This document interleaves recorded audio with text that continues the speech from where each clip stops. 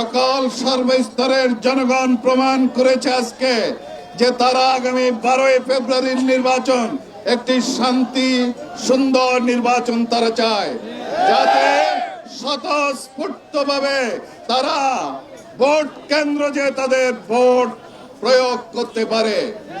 এবং আমি এই গণমিছিল থেকে সকলকে সতর্ক করে দিতে চাই, যারা নির্বাচনের পরিবেশে বিঘ্ন সৃষ্টি করবে, ভোট কেন্দ্র দখলের পাঁয়তারা করবে, ইনশাআল্লাহ জনগণ তাদের অধিকার রক্ষার জন্য প্রয়োজনে তাদের বিরুদ্ধে সংগ্রাম করবে। আজকে ভোলার জনগণ প্রস্তুত হয়ে আছে। যদি কোনো অনিয়ম হয় তাহলে ভোলার জনগণ এটাকে দাঁত ভাঙার জবাব দিবে 12 তারিখে। আমি প্রশাসনের কাছে, সরকারের কাছে আমি জোর দাবি জানাচ্ছি, ভোলা 1 আসনে যে সুন্দর পরিবেশ আছে, সেই পরিবেশ যেন আগামী নির্বাচনের শেষ পর্যন্ত থাকে।